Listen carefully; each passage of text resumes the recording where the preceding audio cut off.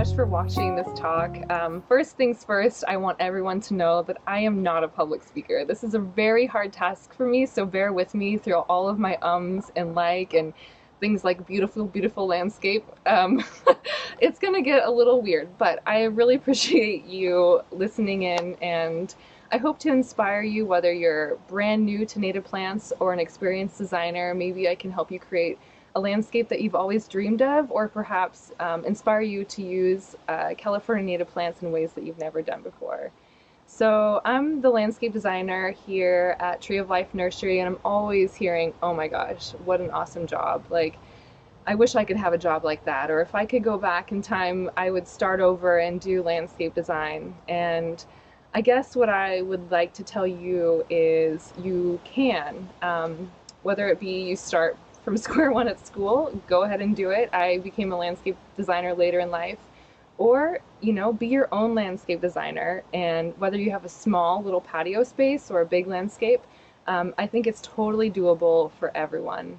And I guess a lot of this talk, what I'm trying to do is inspire you and to make this not so scary, because I think a lot of my clients and a lot of people really get overwhelmed when they start to learn a little bit more about California native plants, and then once you learn a little bit, you realize that you really know nothing. And I think the biggest thing is just to, if you have a passion, just to keep going with it. So I guess my little backstory really quickly, I grew up here in Southern California in Los Angeles, and grew up going in the outdoors, hiking, camping, backpacking. I grew up in a really tiny little house, but it had a really big backyard. And this was my sanctuary where I pushed myself physically, mentally, in the long stretches of the yard where there should have been lawn. I had, bike jumps and wild flowers growing, and my dad actually refused to water. So in the front yard, he decided he was gonna grow, tons of huge poppies and, I'm sorry, sunflowers. And so the sunflowers got so tall that you could barely see the little brown, house behind. Also in the backyard, he had a collection of all the cool cactus and shells and rocks and sticks. And if you've been in front of our wholesale office, you'll see why I feel so at home here. But I guess the point I'm trying to make is our house did not fit in. It was a little bit different. People would stop to look at the huge sunflowers in front of our house and take pictures and always comment how cool that is. But no one ever said anything about Jennifer's yard with the boxwood and the green grass and the agapanthus popping up. They would always spot out our house. And I think the reason for that is because people are inspired by nature. It calls to us. And I think that is what was the turning point for me was, native plants really do tell that story the best. It's the closest way that we can get out into nature. But I'm not suggesting that you just, have this wild jungle. I think it can be done carefully planned. You can get inspired by nature to kind of have these scenes and recreate them in your own yard, and it could be a really beautiful thing. So basically, I guess the moral of the story here is, don't get too caught up in all the plant names and learning everything. The first thing, which I'll get into, is finding your inspiration.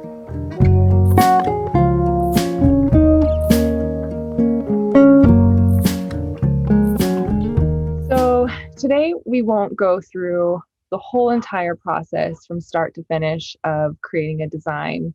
I want to talk to you about my first steps, which I actually feel are the most important steps when coming up with a landscape. If you are new to garden design in California native plants, choosing appropriate plants can be super overwhelming.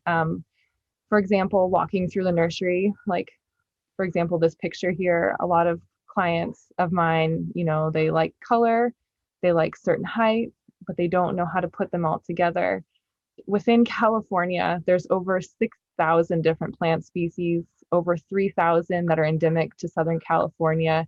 So really, how do you even begin to choose? And my recommendation is do not start with the plants. Start with finding a story that you're trying to tell within your garden. Try to figure out what inspires you. Where's your favorite place to visit? Do you have a place that you and your family like to go camping? Do you like going to the beach? Do you like going up to the mountains? Do you like a lot of different color, or do you like more of like a monochromatic look?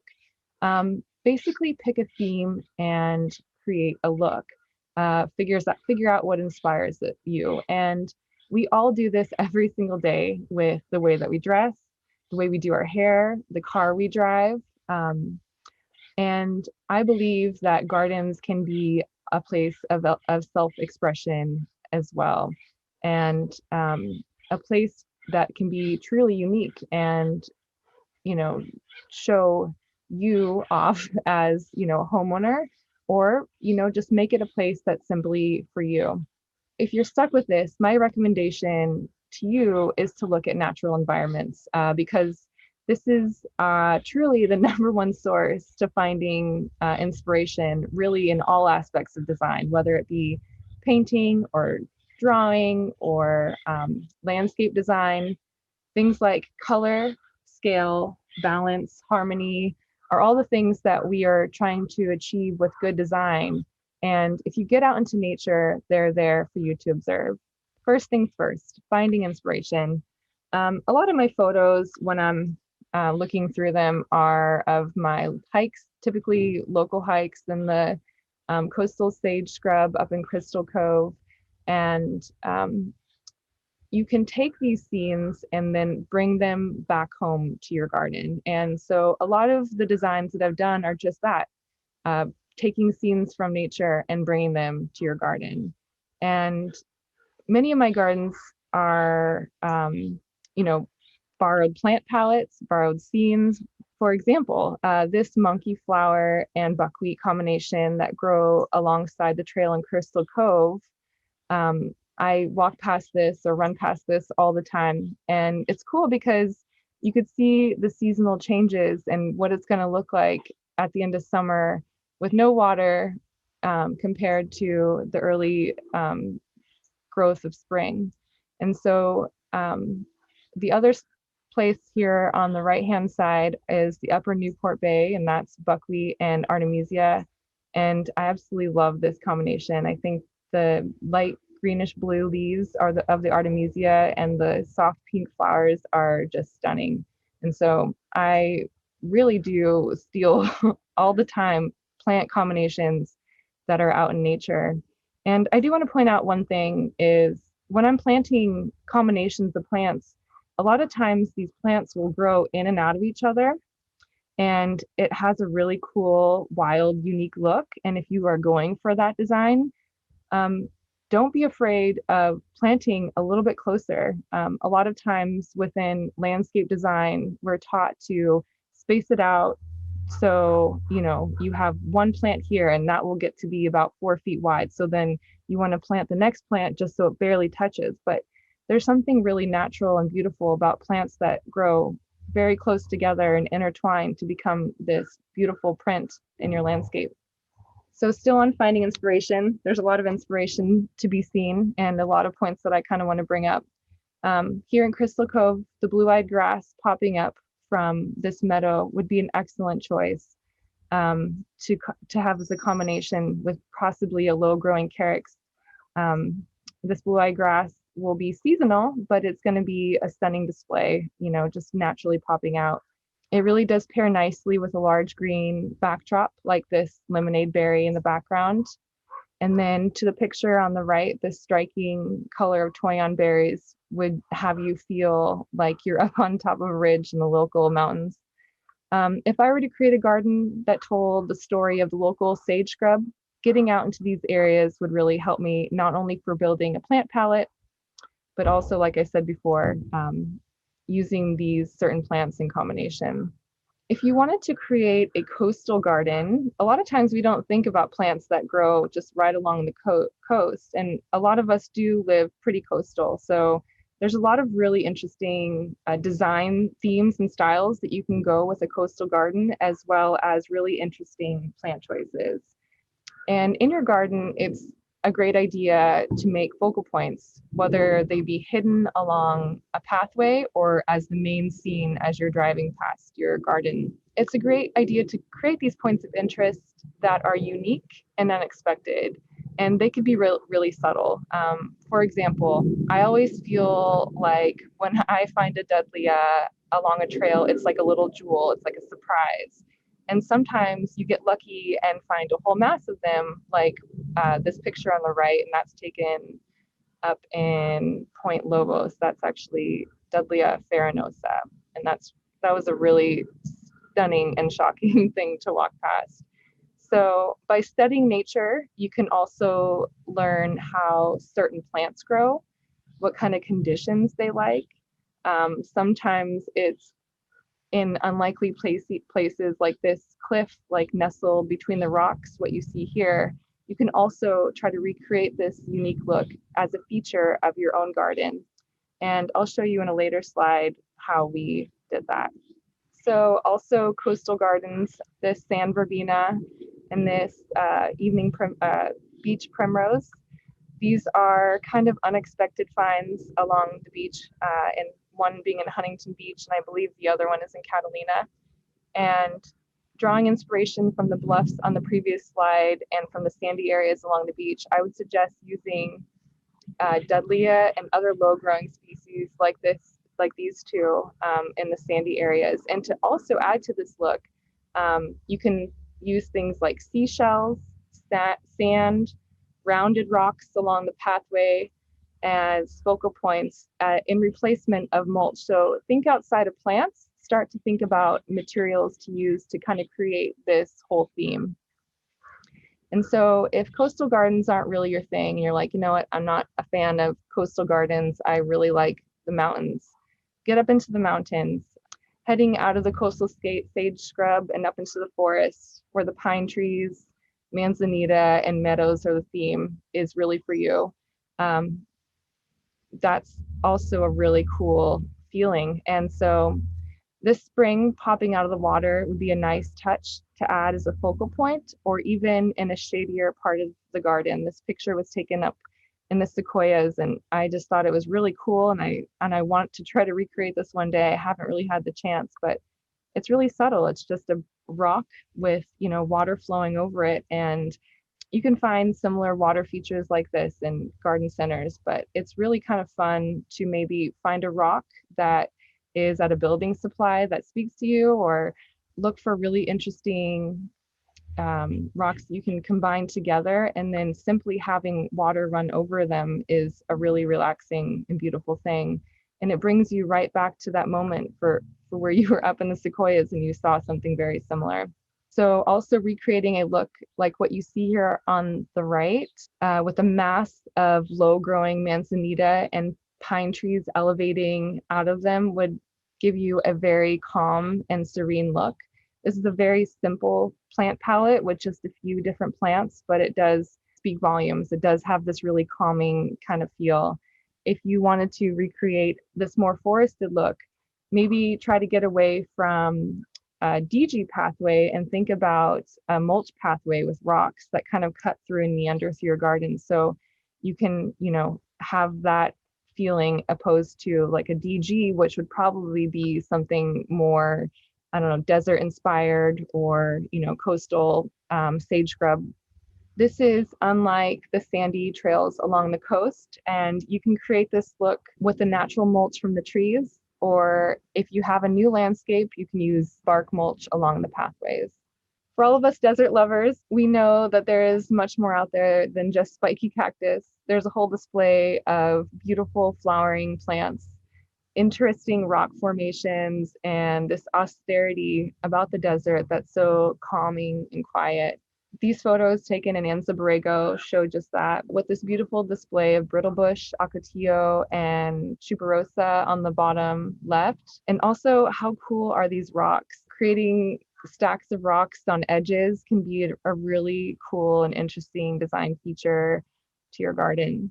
While some of these desert species will not do well if you live along the coast, but some of them do. Test it out. I've been really surprised with a lot of species in my own garden that I didn't think would survive. I would encourage you, really, if you like this look, to explore the desert or Baja inspired gardens, and they could be really unexpected and tell the story of these areas, especially if your home matches this style or look. A lot of Spanish style homes, this is a beautiful combination that would match that sort of style of home. The picture on the right to remind you to look down, as this can be a big help with figuring out what color rocks to use, or whether you use angular or round or light or dark. And the careful attention to this detail of what materials to use will really bring the whole look together, because what we're familiar with naturally is what we typically find to be most appealing. For example, if I were to use a mulch pathway in a desert landscape, it would look really out of place and there would just be something off. And a lot of people would be able to pinpoint that, the mulch doesn't belong in the desert. But I think for everyone, it would just be this subtle detail that was just missing in the whole garden design. Now that we've got some inspiration, so you have an idea of what sort of design style you want to go for, so you want this cool modern desert look, you have to start thinking about other things before we get to the plants. And I go back and forth with what direction I go into first, but pathways are also a really important part of the garden, and they help you, in many ways, get from one spot to the next, but they are also a good place to start in your garden design because it's functional and it can help you break up a design. When discussing pathways with clients, I always ask a few questions first. Do you want to keep your feet clean? Do you want it to be permeable? Do you want to walk carefully with ease? Perhaps there's multiple pathways and different types of materials that you'll use for each. A wider path is typically for quick access to the house. 2 people can generally fit. You can carry your groceries alongside. But my favorite pathways to create are ones that are narrow, have plants or rocks intruding from the sides. Perhaps the stepping stones that you will be stepped on are naturally placed, but they cause you to kind of slow down. Perhaps you have stepping stones along a pathway and you have a bigger stepping stone, and that could be used for a viewing point in your garden. Maybe you have a bench sitting there.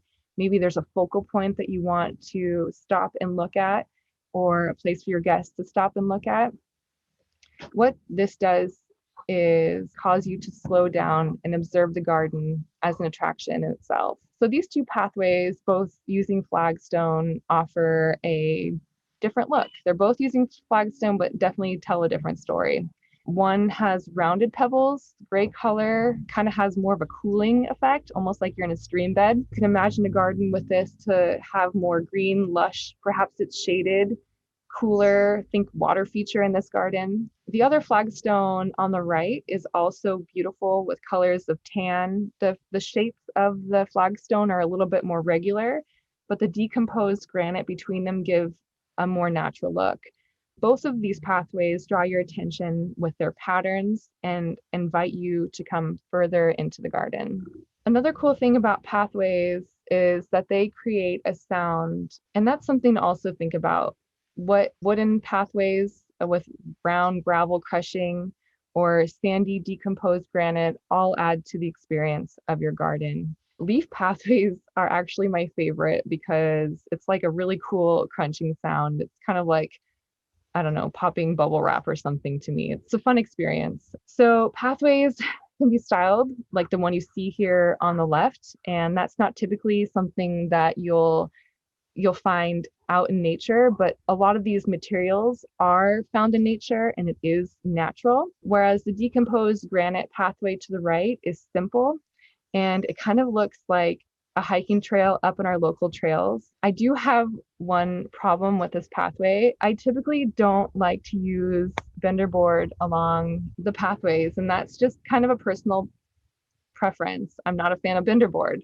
Personally, I think it looks cheap and like you're trying to control nature and plants and tell them where to do or where to go. If you don't really want plants flowing over the edges, you can always trim them back. This is just an added material that I find unnecessary. This was a front yard design that we did, and I'm sorry to my wonderful homeowner who put this in afterwards, but I just had to use it as an example.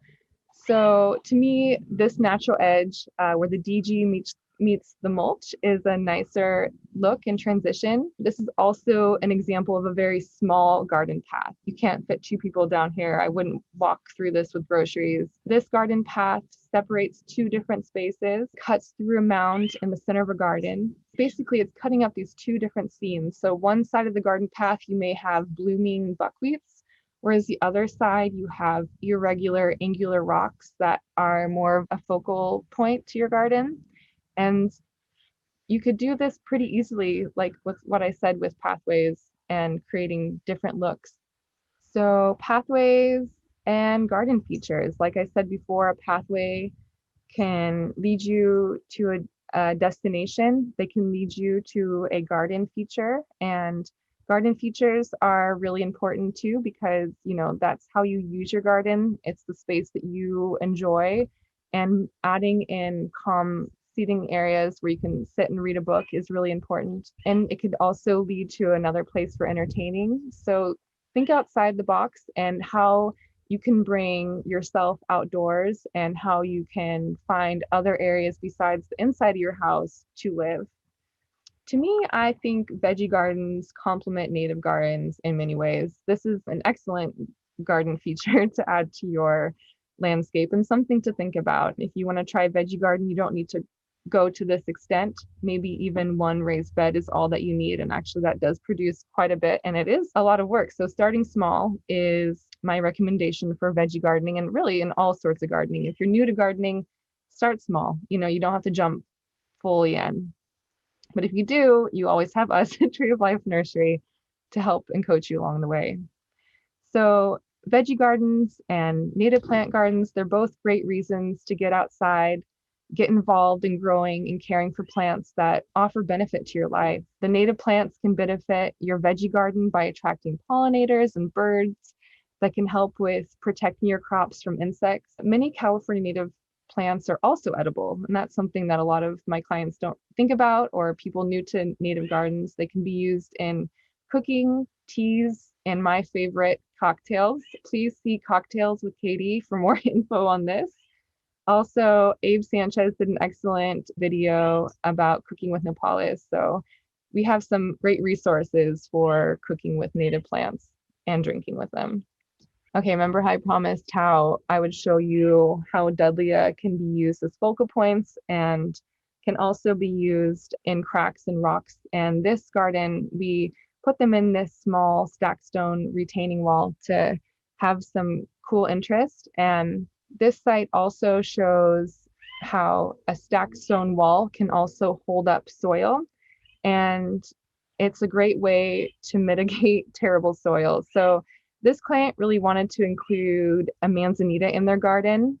However, where they lived, they have extremely clay soil, and it would be tough for this plant in particular, the manzanita, to survive in this sort of soil condition.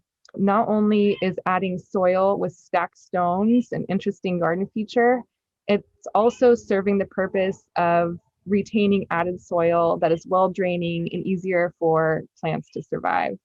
So there are many garden features to add to your garden, but probably my favorite garden feature to add is water features. And this has many benefits, whether it's for a simple bird bath, like what you see here on the left. This is just an open bowl with dripping water, or perhaps you want to do something a little bit more substantial, like this focal point in the garden, this large water feature that has multiple levels and ponds, and it flows throughout the garden. This is an excellent way to add a calming feeling to your landscape. Just the sound alone is calming. The smell, the cooling of the water, you'll notice your garden is a little bit cooler by where there's running water. You're going to attract a lot of birds. It's just all around a great addition to your garden. Capturing rainwater is always a goal for us in the sustainable landscape world. You could read a lot about rain gardens and the benefits of that. But it also creates an opportunity to have real running water in your garden seasonally. You can help slow water down from entering the streets with a swale. This picture on the left, you could see how this downspout leads out into a swale. This swale also helps disperse water through channels to the rest of your garden. These rain gardens are functional and beautiful. This is also a great opportunity to use higher water loving plants in the basins where water collects and sits for longer periods of time. So you can get a little bit more experimental with your plant palette in those areas. On the right-hand side, this outdoor shower created out of actually woven branches is something I would actually consider a water feature as well. What better way to water the garden than with the runoff from your natural shower? Make sure that you don't use soaps, harsh soaps when showering. Biodegradable soaps are the best. This shower also allows for interesting water-loving plants to be included in the landscape. Additionally, there's a swale that runs through this entire backyard where the water used from this shower runoff will then go ahead and water the rest of your garden. This slide probably belongs back in the inspiration section because I took these photos on the left out in nature, and then the right hand photo is out in lotus land. But while we're discussing water, I want to show the different ways water can be moved throughout your garden, whether the water weathers away at the rocks and finds its way to lower ground, like the picture on the left. This creates beautiful natural waterfalls. And so studying this can be really interesting for you to try to recreate that look.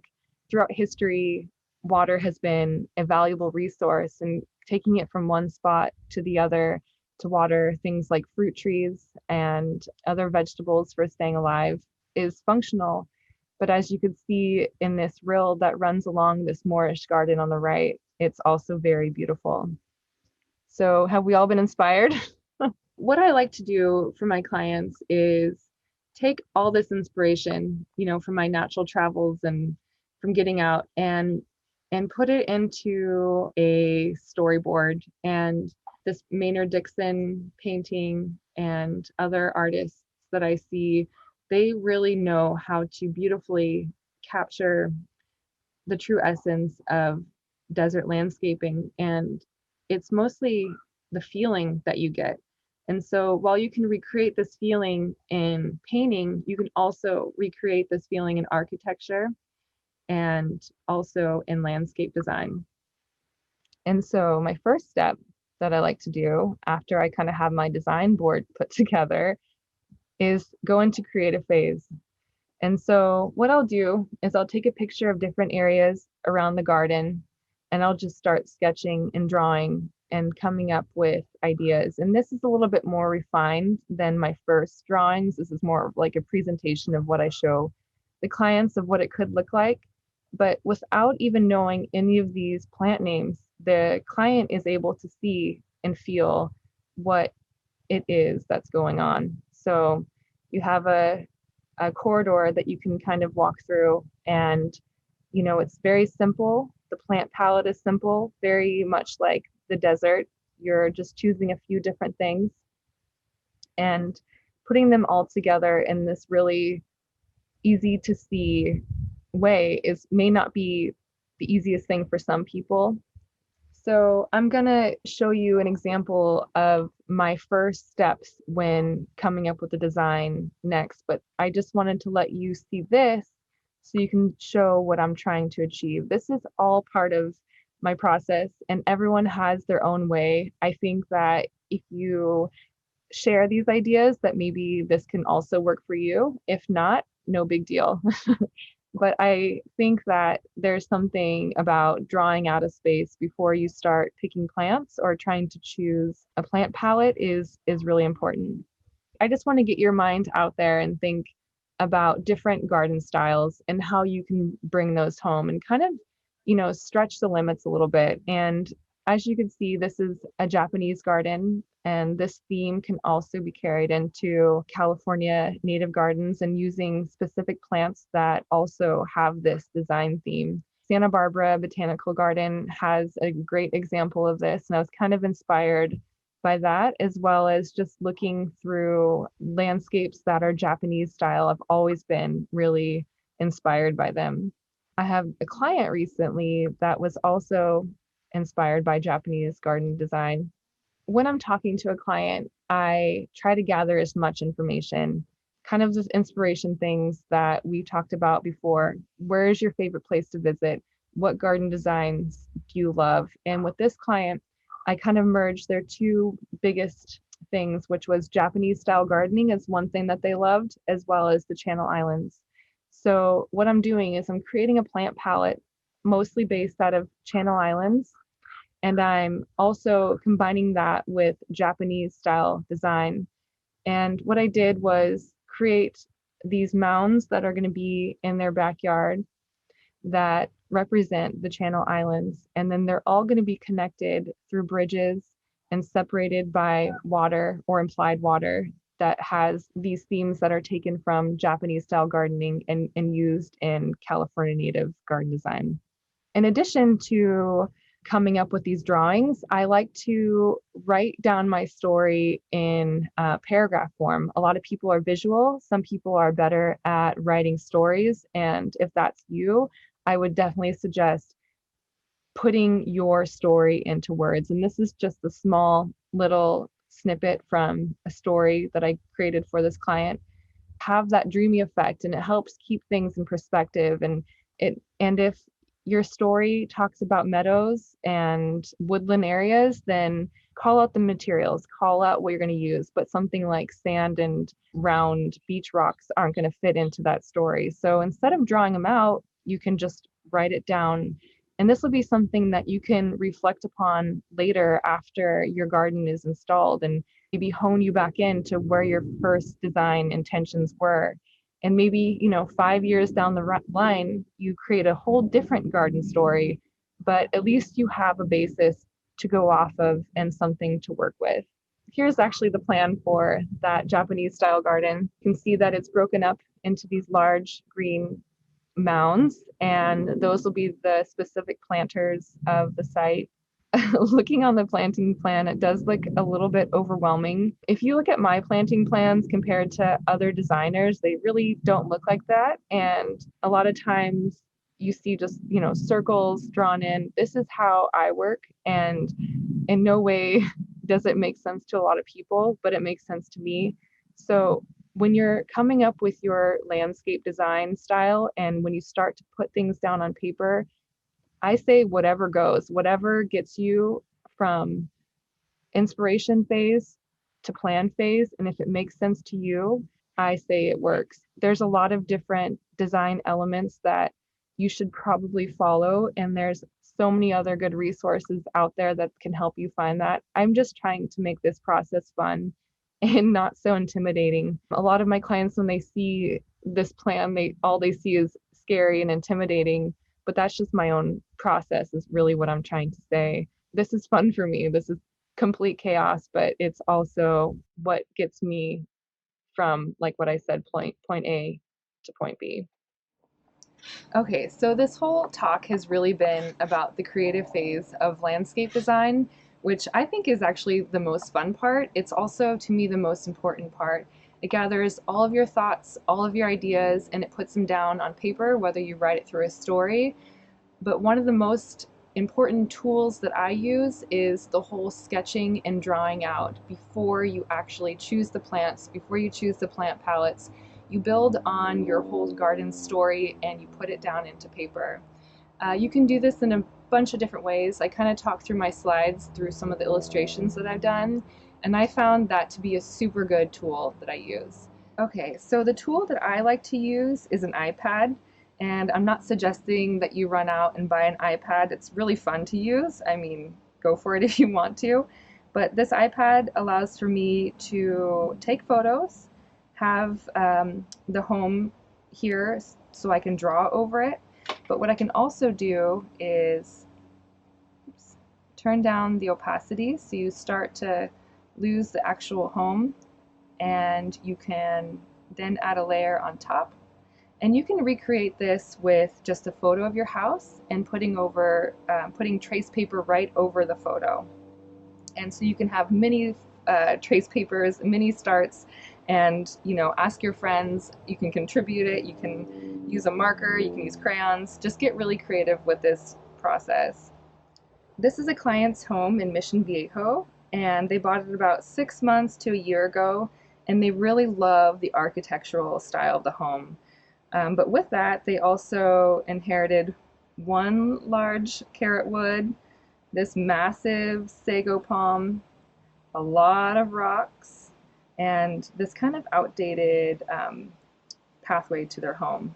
So the things that they did love about their house is more of that mid-century modern characteristic of this house, and we kind of want to add to that, as well as they also have talked a lot about their travels up to the Central Coast and their trips there, and so we're kind of going on this combination of mid-century modern style incorporating this Central Coast kind of vibe. And a big part about that is the streams and waterways of this area. So keep that in mind with as we're moving forward with this design. A really cool feature of this home is this big, huge roof that runs along here. And what happens with this roof is that it collects a lot of water. And this is great for us because we can use that water and use it in our garden. The gutters that end here will be a starting point to a stream bed. We can then drop a rain chain down, and this will become the starting point or basin to a stream. We want to build out enough area for this basin to fill and flow, and then the stream can then flow throughout the garden and irrigate the rest of the plants. When I'm designing a stream, I try to keep it really meandering, trying to touch as much parts of the landscape as possible. Now it's kind of hard to do this because we have this big carrot wood, we have a lot of roots, we have a slope that comes down this way, and it's kind of, the water is flowing this way at this point. So what I would do to kind of capture that water is to build a mound right here. And this mound is going to be great because not only will it be new soil to work with, it'll also be a cool focal point to start to balance out where this tree stands and where something else stands. A huge question that a lot of my clients have is whether or not to keep existing trees. Existing trees are substantial. They've been in the landscape since probably this house was built. This sago palm, probably it's characteristic of that era of planting. And I try to keep existing trees as much as possible, as long as they will add to the story and as long as they, will fit in with the theme. So to me, this sago palm doesn't really quite fit. So let's go ahead and take out this sago palm, but let's work with this carrot wood. I would definitely start to thin out the branches, make it look a little bit more natural, but that's all easily done. Another thing with this carrot wood are the roots. It has a lot of roots that are hard to plant in, so another way that I would help mitigate that is removing all these rocks and adding another layer of soil and mounding it up as well. So those mounds will help direct the water from this stream and direct it throughout the entire landscape. Okay, so now that we've gotten a general idea as to how we're going to make a few problems work, after talking to the client, there were a few other functional things that have to happen. For example, they have this window here where, of course, it's going to be really beautiful to come out here and view the garden, but they're also viewing this carport right here. So one way that I would mitigate that is to put in a large shrub, perhaps a ceanothus. If you had a lot of space, you can manicure lemonade berries right there, but this little pathway is kind of narrow, so I would stick with something that's more upright and something that you can keep trimmed.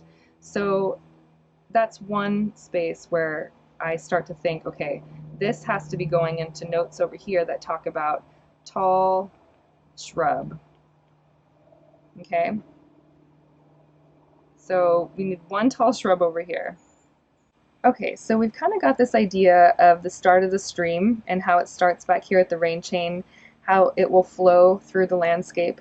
But one eyesore that the customer didn't like was this outdated walkway, and I kind of agree. As you're hiking through trails and going into the Central Coast area, water is a huge source there.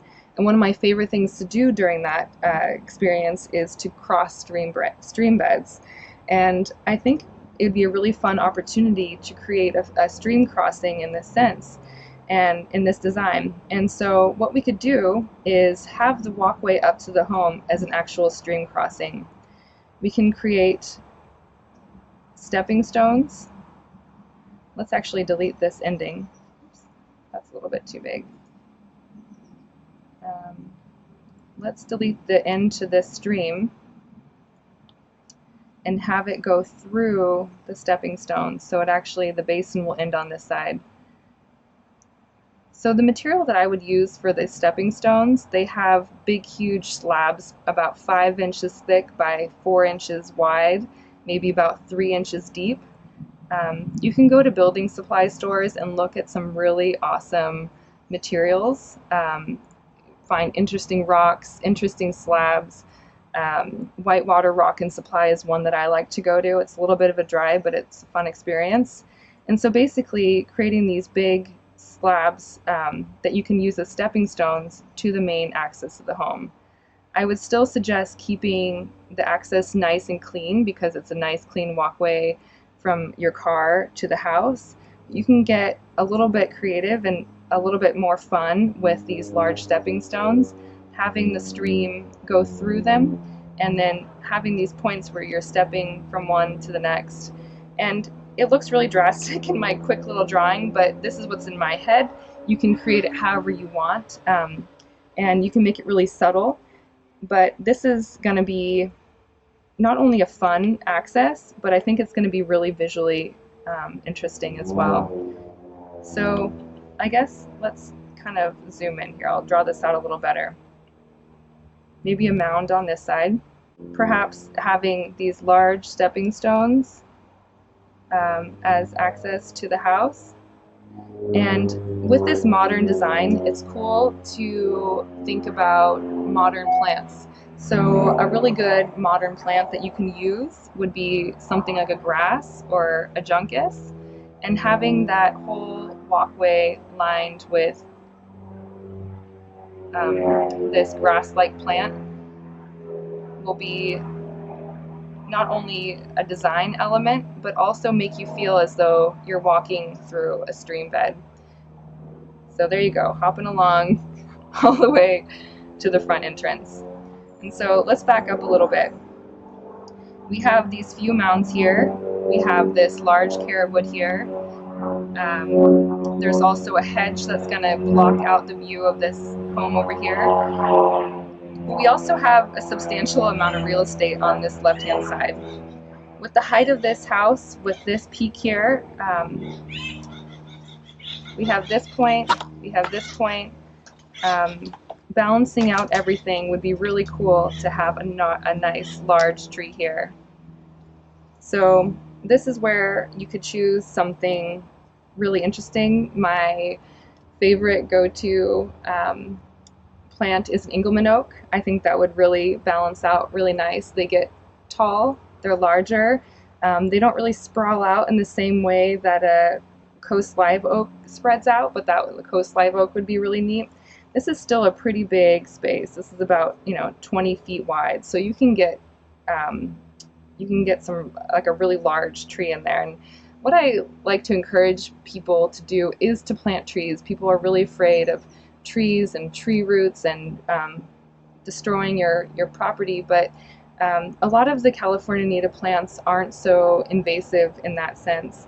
They'll kind of stick to their spaces, and if you choose something that isn't so large, maybe if you chose like a manzanita multi-branching, you can really pack a lot of them in there.